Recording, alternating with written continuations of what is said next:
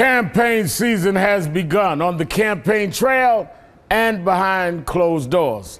That's where a corporate-funded effort to suppress the vote is emerging between big business, special interest groups, and politicians. Billionaire Charles Koch caught on tape at a retreat in June talking about just how high the stakes are in this election. This is the mother of all wars we've got over the next 18 months. For the life or death of this country. Life or death? Sounds like they'll do just about anything. Maybe they will. Today, new reporting by ProPublica reveals corporations are spending big money to influence how congressional districts are drawn. Quote, their main interest in the fight over redistricting is not to help voters in communities they claim to represent, but mainly to improve the prospects of their political allies or to harm their enemies. This comes after the Center for Media and Democracy recently exposed the group ALEC. That brings corporations and lawmakers together to literally write laws, including new voter ID laws. The Center found out that ALEC's voter ID law has been part of some of the 34 voter ID laws introduced across the country just this year. Joining me now is Lisa Graves, Executive Director of the Center for Media and Democracy, and South Carolina Senator Gerald Malloy. He's a Democrat and one of the leading voices against voter ID legislation. Thank you both for your time this evening. Lisa, thank you, sir. Let me start with you. How involved are corporations in all of this? Well, corporations like Koch Industries and corporate CEOs like Charles Koch fund ALEC. They fund efforts of ALEC along with many multinational global corporations that make these sorts of laws possible, that put these sorts of model laws or model bills in the hands of politicians across the country. And that's just what we've seen with the voter ID or really voter suppression laws, which here in Wisconsin will have the effect of disenfranchising perhaps 250,000 college students and hundreds, perhaps 100,000 other people in the state. And that's what's happening across the country due to this corporate CEO effort to influence our elections. What about this Publica report on redistricting?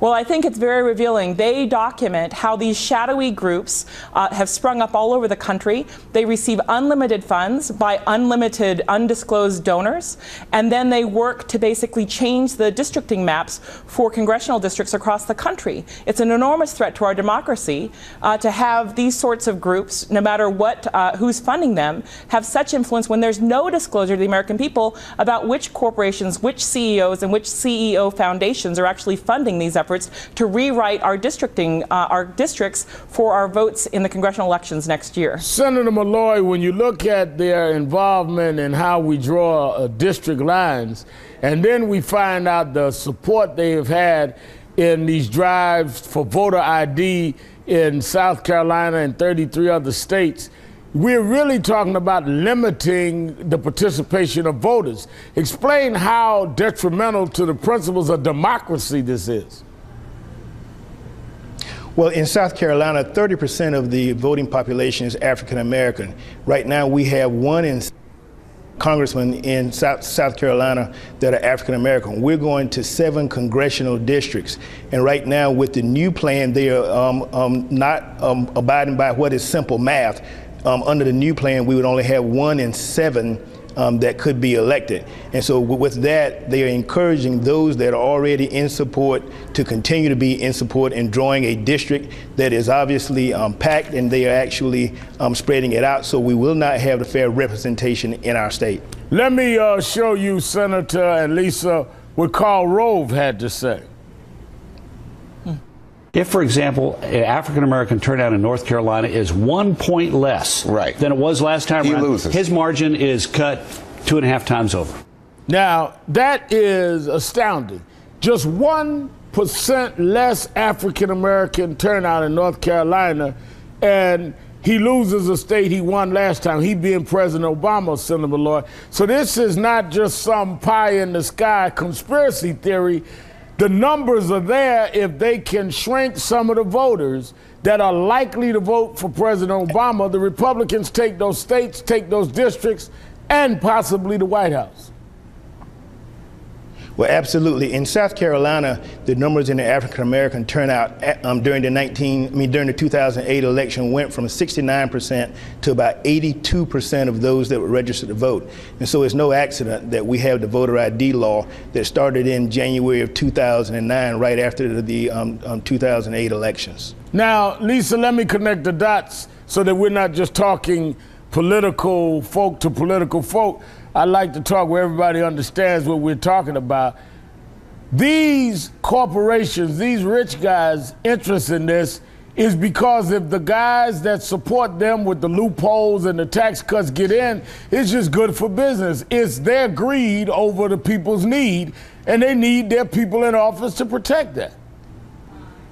Well, that's exactly right. And what you see through an organization like ALEC, which is nonpartisan or bipartisan, it's largely led by right-wing Republicans, and it's serving the agenda of corporations that don't want to be regulated to protect our air, our water, to protect our rights if we're killed or injured by corporations. They don't want us to be able to raise revenue in order to meet public needs. They want to privatize anything that isn't nailed down and many things that are.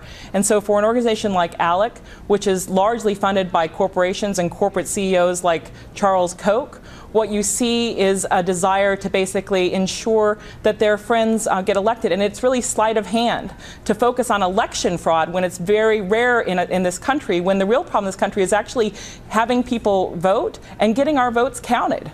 Well, Lisa Graves, Sen Dan Malloy, you know, when you see the stakes, and Sen Dan Malloy, when you break down the African-American vote, maybe people can understand what President Obama meant by let's quit complaining and start moving forward.